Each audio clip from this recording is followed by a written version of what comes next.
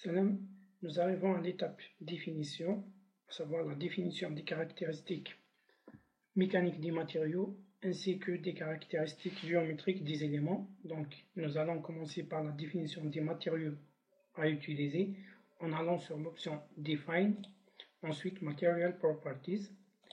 Donc, nous allons créer un nouveau matériau en cliquant sur le bouton Add New Material.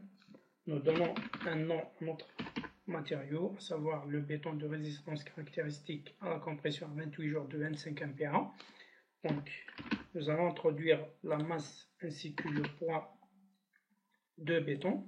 Ensuite, le module d'élasticité. Pour ce qui est du coefficient de poisson, vous laissez la valeur 0,2 qui correspond à l'état limite du service. Ensuite, nous allons introduire la valeur de la résistance à la compression du béton et les valeurs de la résistance de l'acier à la flexion et au cisaillement, bien pour le cas de la flexion et le cas de cisaillement. Une fois que vous avez introduit toutes les valeurs caractérisant votre matériau béton, donc je répète, de résistance caractéristique solitaire 28 jours de 25 MPa, dans notre cas, vous cliquez sur OK. Si vous avez commis une erreur, vous pouvez toujours modifier en cliquant sur le matériau que vous avez créé. Ensuite, en allant sur Modify Show Material. Ensuite, nous allons ajouter un autre matériau, toujours en cliquant sur Add New Material.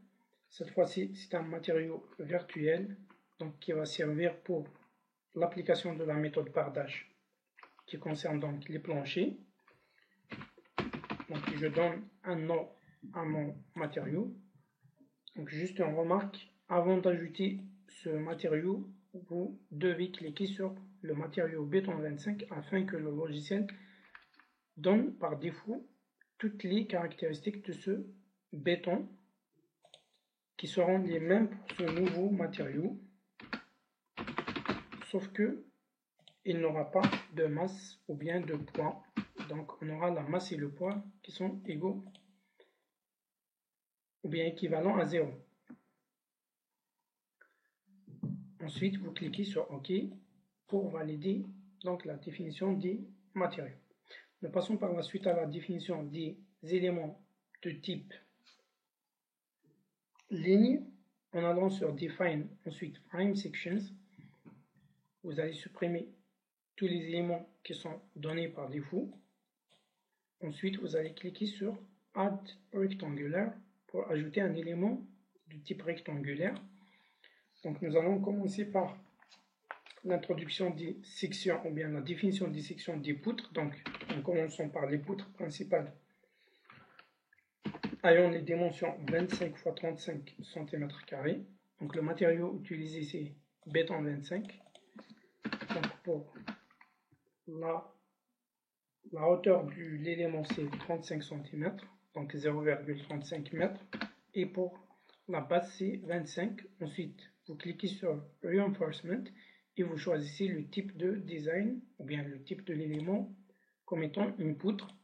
Pour ce qui est de l'enrobage, donc vous mettez une valeur de 2,5 cm pour l'enrobage supérieur et pour l'enrobage des armatures inférieures.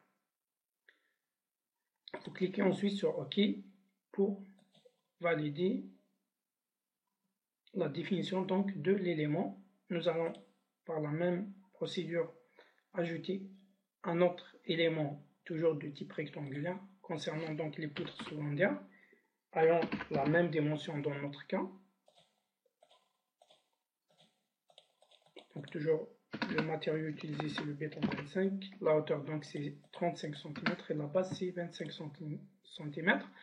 Ensuite vous définissez le type de l'élément c'est poutre et vous donnez la valeur de l'enrobage 2,5 cm. Nous allons aussi définir les éléments poteaux.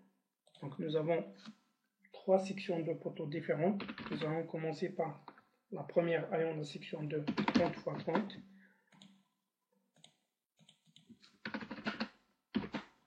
Donc vous introduisez les deux côtés de votre section, c'est-à-dire la base et la hauteur. Ensuite, vous définissez l'élément sur le type colonne, c'est-à-dire poteau.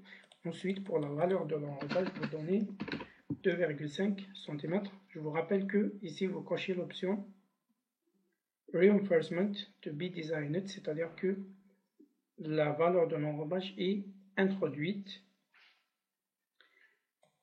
Ensuite, vous cliquez sur OK. De la même façon, nous allons ajouter un autre type de poteau de dimension 35 x 35 cm².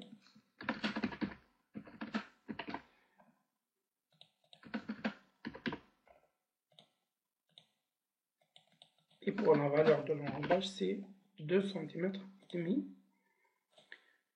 Ensuite, nous ajoutons un autre poteau de type, bien de dimension 40 x 40.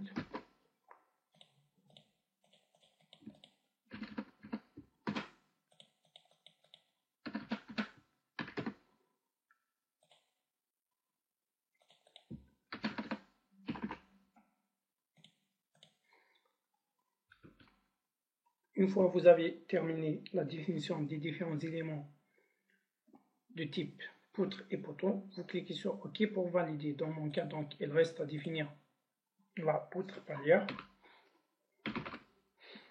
Donc, pour ce qui est de la dimension, j'aurai la même que les autres poutres. Donc, 25 x 35 cm², donc la hauteur c'est 35 et la base c'est 25 cm. Donc le type de l'élément c'est une poutre avec un enrobage de 2,5 cm. J'aurai aussi à définir un autre type de poutre qui concerne les poutres de chaînage qui auront cette fois-ci une dimension de 25 x 30.